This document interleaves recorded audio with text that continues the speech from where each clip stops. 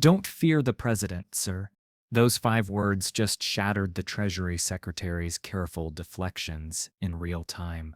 What you're about to witness is Rep. Al Green systematically dismantling every talking point on tariffs and community funding until the nation's top financial officer had nowhere left to hide.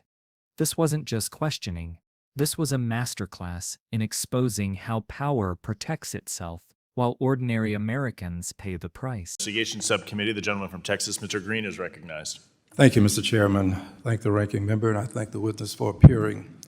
Mr. Treasurer, when you testified before the Senate, you indicated that the CDFI fund is a very important program. It's very important to us. Is this correct? I did, sir. And is it true that you would not agree that it is a woke program, it has cultural Marxism associated with it, and that it is abused? You wouldn't agree with that, would you? Sorry, I think the CDFI fund is performing its statutory functions as required. So you would not agree then that it's woke? Is it statutory function to be woke? I've never seen that in the statute, sir. Okay. What about Marxism? Is that associated with it in the statute? Again, sir, I've never seen that. Okay. Now, given that the president desires to cut into this program, you're the Secretary of the Treasury, what are you going to do about it to protect it? Sir, the skinny budget does propose a new $100 million award program that will provide access to affordable financing. Does that take care of the many billions that we put in, $12 billion to support the CDFIs? That's a lot. It's quite a distance from the $12 billion, sir. What are you going to do about it? Look, I understand. Do you advise the president? Sorry? Do you advise the president? I advise the president on a wide range of matters. Is this considered a part of a wide range of matters? Would you advise the president that he shouldn't cut these funds? I look forward to working with you and the committee to ensure these programs operate efficiently for taxpayers. What about efficiently for taxpayers and efficiently as a result of them being in place to do so? If you don't have the money, they can't be efficient. They can't serve taxpayers if you don't have the money. 61% of these programs are in Republican districts. Is there a question? Yes, it is a question in the sense that I'm asking you to suggest to the president that this is important and that you not cut it. So the skinny, as I said, 100 million is quite a distance from 12 billion. Well, that's not the annual appropriate. 12 billion is not the annual appropriation. No, but 12 billion is what we, a bipartisan group of folk, put into the CDFIs as well as into the minority depository institutions. We don't want to see that cut. Let's go to another area. Do you agree that when a tariff is imposed upon a product that's coming into this country, that the tariff is collected at the border? Yes, sir. And do you agree that that money that's collected goes into the Treasury's coffer? Yes, sir. And do you agree also that if the person that is importing this product is of the opinion that it is something that his clientele, his customers desire, that he will pay that tariff? Yes, sir. And do you agree that when he pays that tariff, he's likely to pass that on to his customers, his consumers? Sir, the laws of economics would say that they're very elastic. I understand, but do you agree that he is likely to do that? Do you agree that he does it sometime? Do you agree that he does it sometime? Again, Do you agree that he ever do it? Does he ever do it? Sure. So your position is, as the great treasurer you are, that this is not passed on to the taxpayers, It could the be. consumers. It could be. Well, is it ever? It's hard to say yes, isn't it? It really no, is. it's not hard to Don't say. listen, Sir, sir. it's You not don't hard to have to say. fear. Don't listen. It's Don't hard to say. don't fear the president, sir.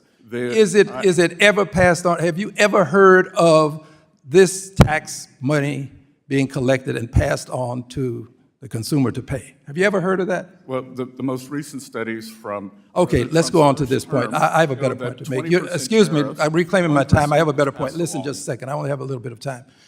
And when it goes into the coffers, that money is then going to be a part of the tax dollars that can be accorded to persons in terms of a tax cut. Is this true? It's part of the overall. Yes, it budget. is true, which means that the consumer, the person who pays that tax, this tariff tax, when he makes that purchase, is going to put his money in your coffer, our coffer, and then the president later on can say, you got a tax cut, but it's really the money that the consumer has put into your coffer. That is true. I yield back. What Representative Al Green did in that hearing room wasn't just political theater. It was a surgical demonstration of how power deflects accountability while ordinary Americans foot the bill. Green didn't stumble into these questions. He methodically constructed a trap that exposed the fundamental dishonesty in how this administration talks about taxes, tariffs, and who really pays the price. Start with the CDFI fund confrontation. Green forced the Treasury Secretary to admit that a $12 billion community development program isn't woke or cultural Marxism. It's just statutory law, doing exactly what Congress designed it to do. When pressed about Trump's proposed cuts, the Secretary offered a pathetic $100 million replacement. That's not policy negotiation. That's institutional vandalism, disguised as fiscal responsibility. Green's genius was making the Secretary say it out loud. You can't serve taxpayers efficiently when you eliminate the funding that makes service possible. But the real masterpiece came with the tariff questioning. Green walked the Secretary through basic economics step by step, forcing admissions that demolished the administration's entire narrative about who pays for trade wars. Yes, tariffs are collected at the border. Yes, that money goes to Treasury coffers. Yes, importers pass costs to consumers. Each yes was another nail in the coffin of the lie that foreign countries pay American tariffs. The Secretary's desperate evasions, it depends on elasticity. It's hard to say, revealed someone caught between economic reality and political loyalty. When Green delivered that devastating line, "Don't fear the president, sir," he wasn't just offering reassurance, he was exposing the core problem: officials who prioritize presidential approval over honest public service. Green then connected the dots in a way that should terrify every taxpayer. Tariff revenue goes into government coffers, funding tax cuts that politicians can later claim as victories. It's the perfect con. Make consumers pay higher prices through tariffs, use that money to fund tax cuts for the wealthy, then take credit for fiscal responsibility. The Treasury Secretary's admission that this was true wasn't just embarrassing, it was evidence of systematic deception. This exchange illuminated three devastating realities. First, community programs that serve real people get slashed, while political rhetoric about efficiency provides cover. Second, trade policy deliberately obscures who bears the costs, letting politicians claim foreign victories while domestic consumers suffer. Third, the tax system has become a shell game where working families pay hidden costs so the administration can deliver visible benefits to preferred constituencies. The Treasury Secretary's performance revealed the human cost of institutional cowardice. Here's someone who understands economics, knows the real effects of these policies, but lacks the courage to speak truth to power. That moral failure cascades down through every department, creating a government where expertise serves politics instead of public interest. Green's questioning exposed more than policy disagreements. It revealed a system where honesty has become optional and accountability is something to be managed rather than embraced. When the nation's top financial officer can't give straight answers about basic economic cause and effect, we're not just dealing with bad policy, we're witnessing the breakdown of competent governance. The real tragedy isn't one evasive official, it's what happens when institutional integrity becomes a casualty of political expedience. Communities lose funding, consumers pay hidden taxes, and public trust erodes because leaders prioritize loyalty over truth.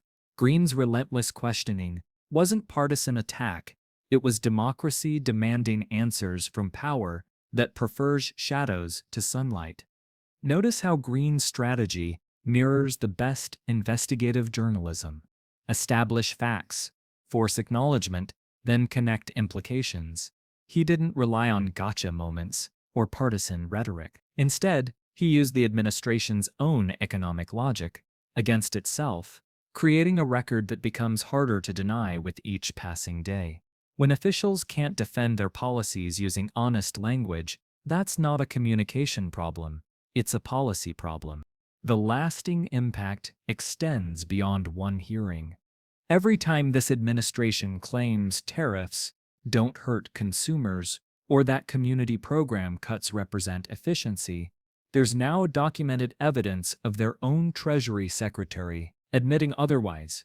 Green created a permanent contradiction in the public record, one that will haunt future policy, justifications, and force more honest conversations about economic reality.